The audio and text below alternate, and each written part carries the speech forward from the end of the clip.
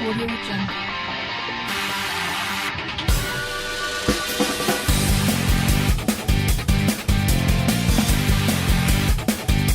Audio Jungle.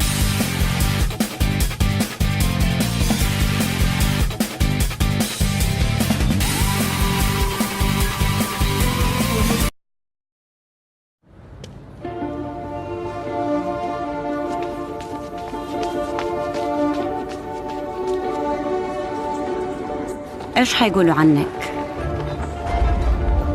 إنك مو المفروض تكوني هنا، إنه ده مو ليكي، إنه دي ما هي لعبتك.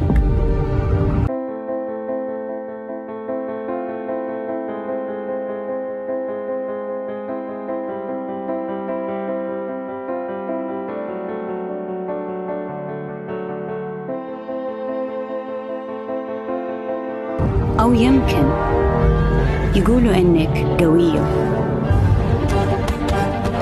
إنه ما حد يقدر يوقفك.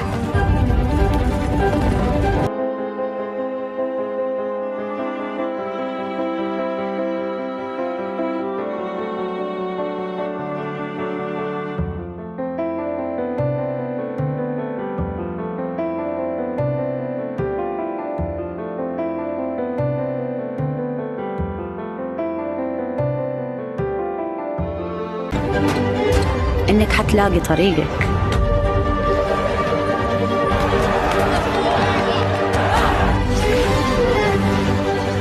إنك قدها.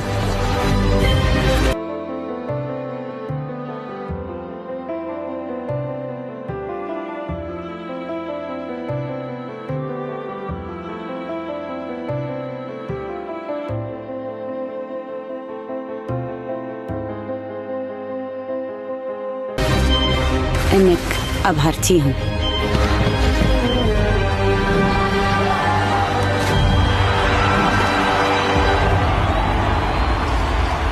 أو يمكن يقولوا إنك حتصيري شيء كبير.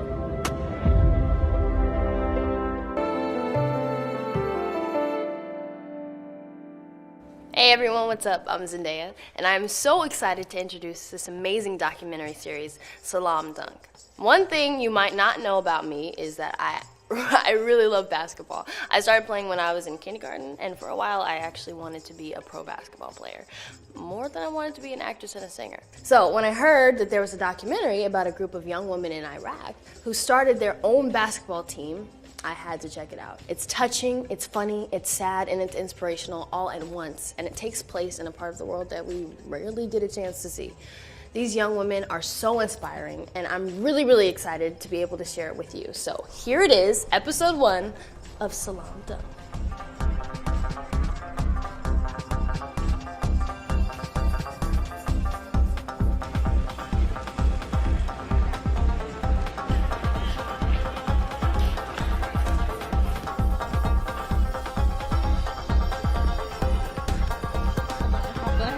بالموصل ما يعني اكو هذا اقبال عن يعني البنات يلعبون او شيء.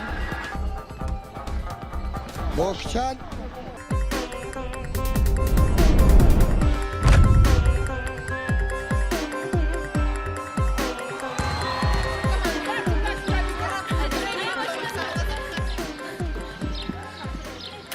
Good morning.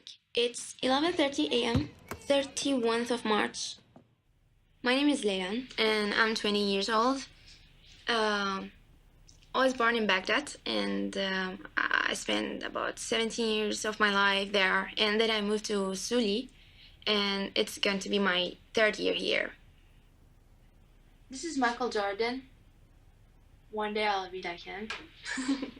In my dreams. This corner of basketball corner. This is my back. How you doing? Leylan people. Here we go. Leylan.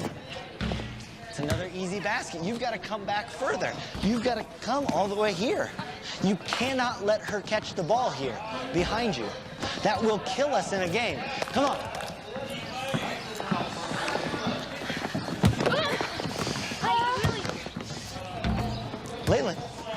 You're staying here, and Inji's just going behind you. If she goes behind you, you've got to move with her.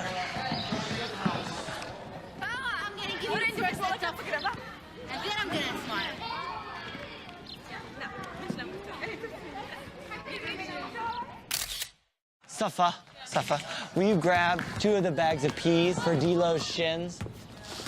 Do you want me to split it into 2? Split it into 2, the ice. The girls here in India are so fun to work with. They're energetic, they're coachable, they're listening to every word you say. The girls have fantastic attitudes, and that's the thing that I love the most. We're all really impressed with what we're seeing, and not just where they are now as players, but what they can be. It's a great camp. Coaches are great. They all are legends. We have to learn from them, give our best in the different tournaments and all, and be the best of India. It's just been the first morning here, but I'm very impressed. I'm excited to work with them, and it's been a blast already. Now we can start camp. Let's go. Hey guys, day 2. So we're at day 2. We're at the gym practicing NBA women's camp.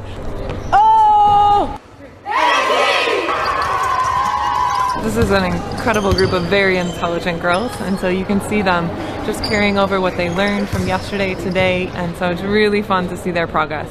Any obstacle comes your way, you just have to push forward. Watch great players, see what they did, and then try to go out on the court and do it. You know, it's repetition, repetition, repetition. There's no secret to being good. We're preaching every little detail matters, and they are like sponges soaking in all the coaching. They're exciting to coach. It's been a lot of fun. We're improving on our fundamentals. We're getting stronger and better. I feel very energetic. It's a platform to improve. We're just trying to teach them how to stay aggressive even in the midst of their pain, of being here all day long. Just trying to keep them motivated, because this is some great basketball we're seeing here today. With this being the last day, because it has been an absolute joy working with the young women in India. Day 3 here for the women's camp in India. Really excited. Looking forward to seeing our defensive focus today and also our 5-on-5 finals. Embrace the things that knock you down. Embrace the things, because they are the things that are going to make you better as a person and better at whatever you end up doing.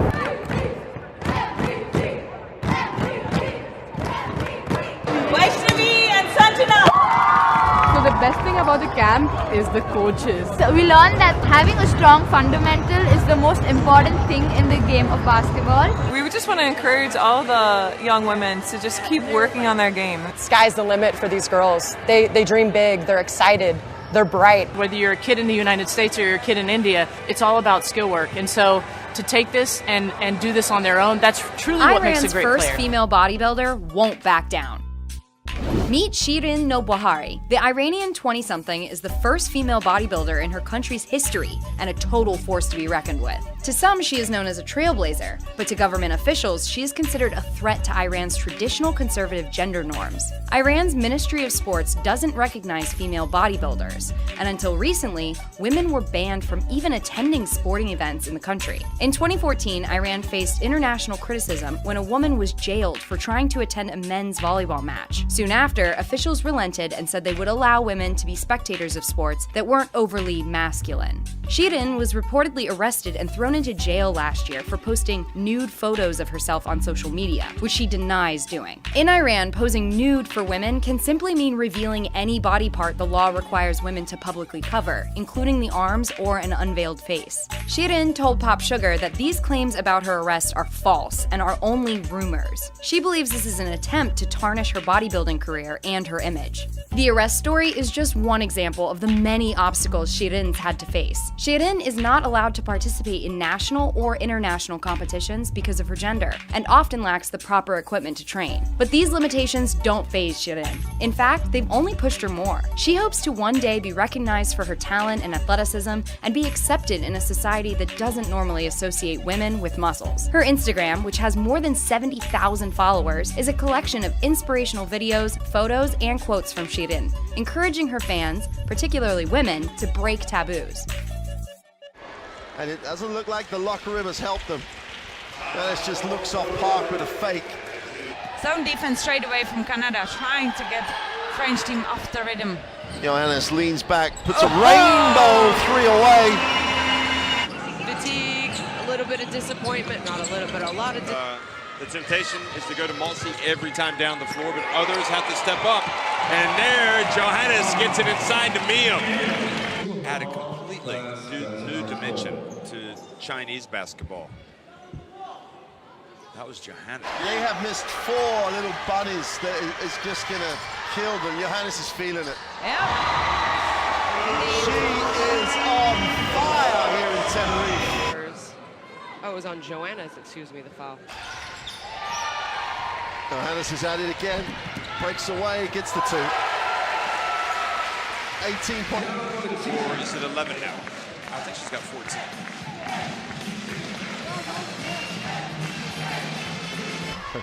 Pooper into the half court. Johannes still now looks a little 1-2-2 zone. So the shape has changed. Johannes in the corner, doesn't even give it a second think, just drops it.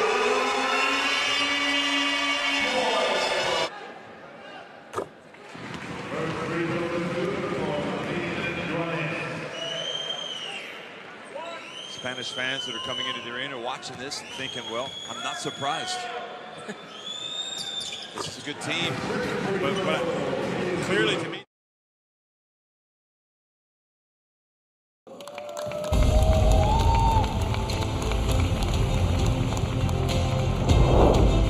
New record in heat, new record in semifinals, and new record in final. And a bronze medal in the 50-meter butterfly. And she missed the silver only by 0.01 second. Farida made history in Budapest this year by winning Egypt's first ever FINA World Championship medal. I am still slightly in shock. This actually happened. This has been a dream for me, and I hope this is just the beginning. She wrote on her Facebook page after the race. Yes, it happened. Yes, it's hopefully just the beginning. And the award is ready for you. Ladies and gentlemen, Farida Osman.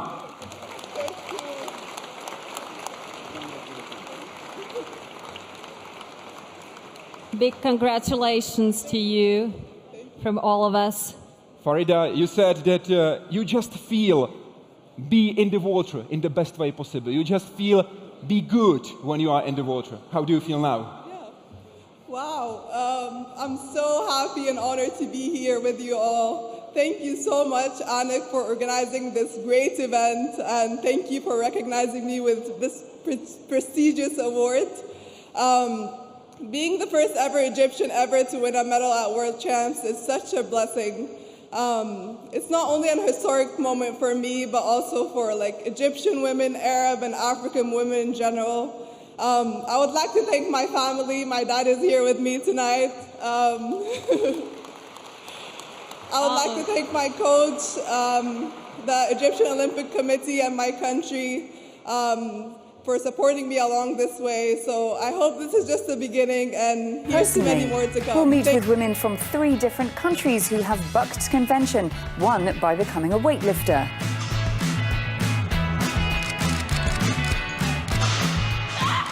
And another by pursuing a career in football. Inspires reporter Salim Essaid put on his shorts and trainers to pit his skills against the Saudi national. I will take that criticism if I can make it easier for the next generation to follow. But first, Elham Al Qassim is the first UAE national to reach the North Pole. And I got the chance to spend a day with her in temperatures she's very familiar with, the sub-zero environment of the only indoor ski slopes of the region. Emirati Elham Al Qassim has packed a lot into just 36 years. And it all started when... Awesome. Thank you so much for speaking to Inspire Middle East. It really is a pleasure. Tell me a little bit about the expedition that you went on to the North Pole. What inspired you in the first place? It really was about understanding my own limits, physical and non-physical, so mental and physical limits, in order for me to really push my own boundaries and sort of really be the best version of me that I could be. Elham, you come from the warm, sunny climes of the United Arab Emirates. What inspired you to go to the cold? Well, it was the fact that it was totally opposite to my home environment that inspired me.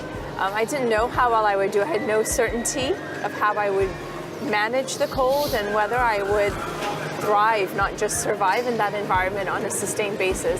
I was looking for a challenge that had no guarantees on how I would do. How did you prepare for the challenge? You obviously survived, but did you thrive? So it was 5 months of training. And although looking back, it's funny, I trained hard physically and there was some mental preparation as well. I had some coaching and it was the mental challenge that was the one that really made a difference, made the difference between succeeding and failing, and certainly made a difference between simply surviving and actually thriving. That's very interesting. What was the biggest mental challenge and what were you taught in terms of the coping mechanisms? Well, I'd say first and foremost, everything that I was able to do at a regular temperature was extremely hard to do at minus 30 plus wind chill. And without the support of family and friends there to tell you to be okay, without an iPod to listen to as you're skiing 12 hours a day to motivate you, all you're left with is your own willpower. And just the process of keeping warm itself is a huge challenge. You must have had some pretty awe-inspiring moments along the way. Tell me about some of them. Yeah, I saw beautiful colors, aqua, turquoise, and blue, and sculptures formed out of ice that almost looked artistic.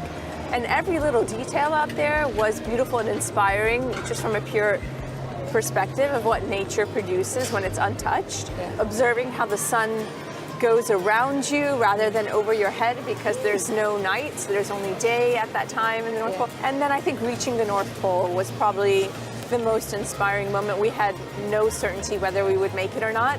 When you achieved what you did you feel in any way that you were challenging the Emirati or Arab stereotype of what women do? I may have been challenging an outside-in perception of what Emirati women do. Emirati women are absolutely amazing in their intellectual depth and in their drive to make a difference. So in that regard, I felt I built off of what was already there. And I certainly felt like it was great in pushing the limits in order to make it just a little bit incrementally easier for everyone to do what they feel is right or good, even if it's outside the norm or the common practice. Yes. Elham, thank you so much for speaking to Inspire. It's my pleasure. Thank you. From one inspiring Emirati to another, Amna Al-Haddad overcame much adversity to achieve her dream of becoming a weightlifting athlete. The Inspire team went along to hear about her Olympic ambitions and the hurdles she faced along the way. Amna Al-Haddad is driving the position of women forward in competitive sports. She started out her career at the age of 22 and as a professional weightlifter in 2013. She's the first Emirati and Gulf region national to do competitive weightlifting in a hijab, and since then has broken more barriers internationally. And that's what changed my life. Now retired from competing professionally, she's put down the weights and is lifting up other Arab women, so Amna and I went head-to-head to discuss the challenges women in competitive athletics are facing. Stereotypes, gender, there's a lot going on about that with women empowerment these days. I think that, when I chose weightlifting as a sport, I never thought it's a masculine sport until somebody told me that's what men do.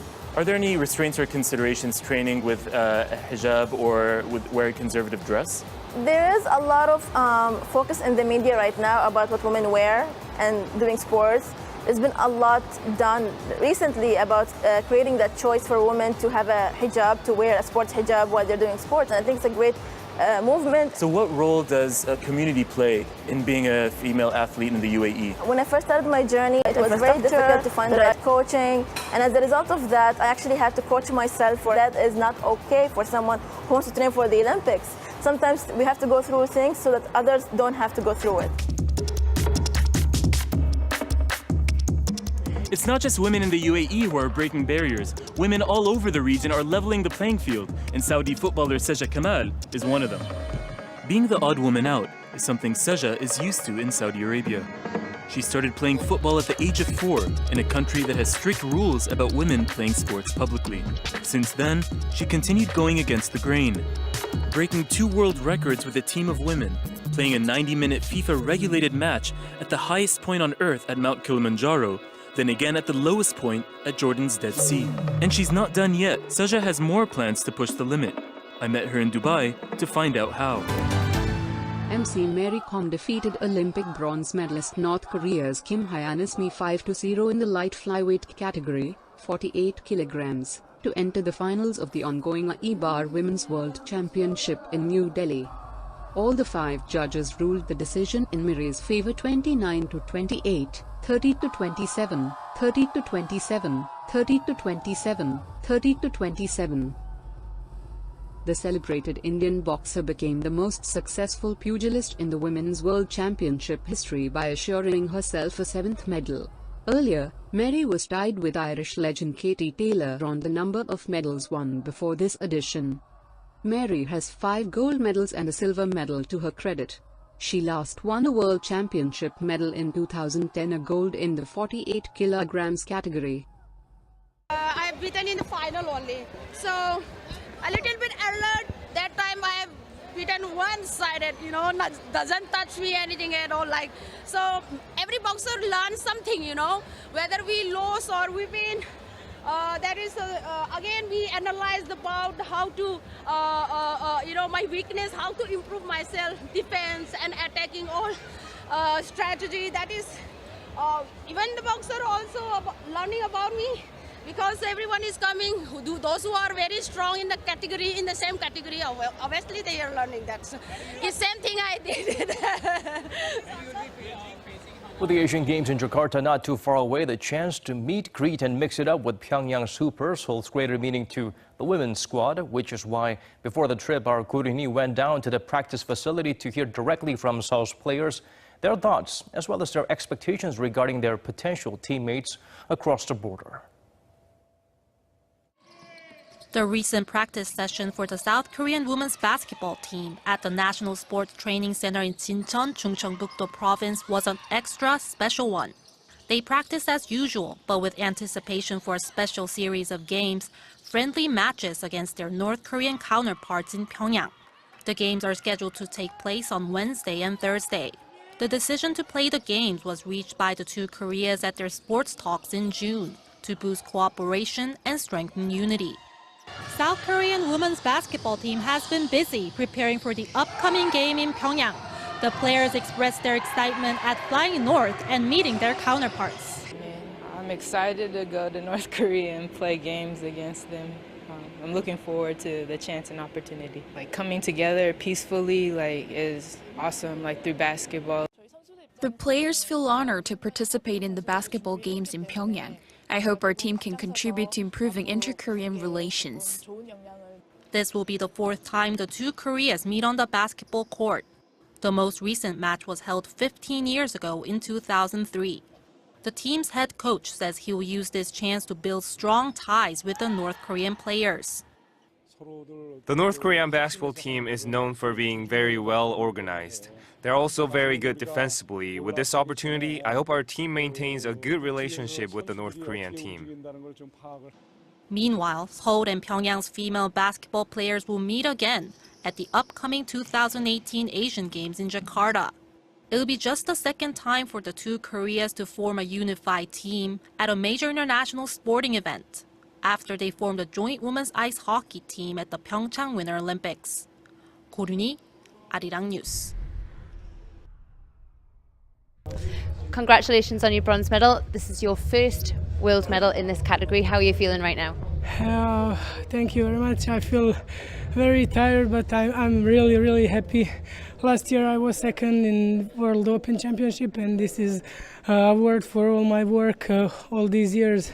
So I'm pretty happy today, really. And also, this is the first for your country in this tournament. So how is that? Yeah, this is actually 3rd senior world medal for Bosnia and Herzegovina in all sports. So I'm proud because this year I was 2nd at European Championship, and this is this medal from World Championship it means lots for me. So we'll talk a little bit about your fights today. You had very strong fights and you've obviously performed very well. Your quarterfinal was against Arena. How important was it for you to win that after the World Championships last year? Yes, I lost last year with her, so it was very difficult for me, but I know that I trained very hard, and today only Asahina can beat me, so I think today was my good day, but every fight was tough, especially first one. If you lost in first round, you go home I do against Slovenian and Maria Velenšek. So after that I do with Galia Tarasova from Ukraine. Then Irina Kinzerska, and she's home favorite, so it was very tough, but I finished with Ippon, and in the semi-final I lost against Sahina, but I think that it's a good day, I win medal, and I need to be happy. Well, like you said, you lost the semi-final. How was it for you to mentally prepare then to go into the bronze fight? Yeah, I like to be in the final, but today was really not possible, but I collect my head and I give everything to win this medal because I really want this medal, and at the end I get this medal. Well, congratulations, you had a fantastic day and good luck for the future. Thank you very much.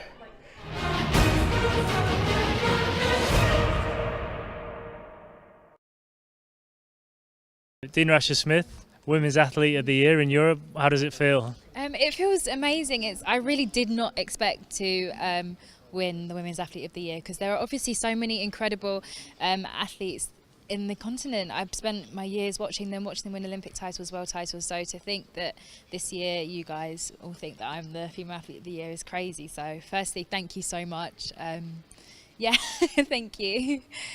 So it's been an incredible year. I mean, maybe you're very modest, but I mean, you won 3 gold medals in Berlin, and to a lot of people, you were the star of the show. How was it for you to experience that in a full stadium? It was absolutely amazing because, firstly, thanks for that as well. There's loads of compliments in there, so thank you. But to me, I was just honestly focused on going there and getting the job done. But sometimes when you're thinking about that for so long, you forget the impact that it has. So I really didn't anticipate how many people were behind me, both in Berlin and then when I got home, and what my performances meant to them. Because to me, I was kind of just happy that I kind of did my job in a way. Like I went there hoping to win, and I was happy that I did. But yeah, when I got back, it's been crazy since, and yeah, it's just been so special, I guess. Well, what has been the major change in your life? Because I mean, we watched you before, and you always looked close to Daphne Schippers, but sometimes you weren't quite there, and now suddenly you're just putting on this incredible speed and this burst of pace, which, you know, it looks like you're going to go on and become one of the greatest athletes of all time. Oh, thanks. We have to wait and see about that. That's a big thing. Slow down with that. But thank you. I mean, yeah, for me, I think mainly it's this growing up, getting older, because I'm only 22 years old, so everybody kind of forgets that. So hopefully I've got another 10 years of running in me. But also me, it's just been staying injury-free, training hard, and just being patient and having faith that the changes and all the work that I've done for the past few years are coming through, because I knew that, yeah, the work I've been putting in is going to be something that I'm going to see over the longer term in my athletics rather than the short term, and I'm just happy that it's coming to fruition now, I guess, I hope. This is the 4,300 metres under 20 women's race. And they start off with 2 long laps over 1,500 metres and then finish with a run-in over 1,000 metres. Well, do the woods provide any sort of shelter from the wind? Yes, I think so, but that long straight that you saw at the top of the course there, that's right alongside the water's edge where all the flagpoles are. They literally are right next to the water, and that's the most exposed area. So here's the ones to watch, perhaps. A mixture of athletes from 7 nations, including the local favourite, Jasmine Lau, who was the top returning athlete, finished 4th 12 months ago in Samarin. Look out as well for the very good British runner, Carrie Hughes, finished 10th last year. And then we have a host of European under-18 and European under-20 champions on the track, including Ireland's Sarah Healy, Delia Sklarbas and Lisa Oud, the Irish, Swiss and German athletes there. Those are just the top 8 to watch. But traditionally, Mark, what's your feelings about this race? How would you view it? Well, it's always interesting when one goes through biographies of athletes. You realise how good some of them are, and Delia Sklarbas in this race is a 2:1 800-metre runner, and she's taking on something like this. I remember watching Sklarbas win the double at the first European under-18 championships in Georgia back in 2016. hasn't run much on the country this year, the Swiss athlete, and there we already have some fallers in the mud. Looks like one of the Italians has gone down. Yeah. Well, I don't know how often Jasmine Lau will want to watch this particular race, because she did everything, really tried to work very hard over the first half of the final lap. Also big credit as well to Delia Schlabas, coming through extremely well over the final 300-400 metres. Terrific range the young Dutch athlete, I should say young Swiss athlete, has got. And as we're just seeing highlights here from women's under-20 race, well, there we see it. The team standings, it is confirmed. Great Britain, Northern Ireland take gold with 23 points, 5 points ahead of Netherlands, 28 points. So Jasmine Lau will get to stand on the podium. And Turkey just beating out Switzerland for the bronze. And look how close it is. 4th, 5th, 6th, 7th, just, 3 points. Turkey, Switzerland, Ireland and Spain. 4 points between 3rd and 7th, yes.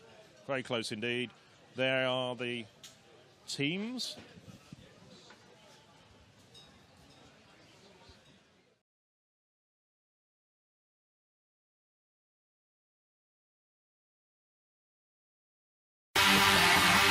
Audio Jungle.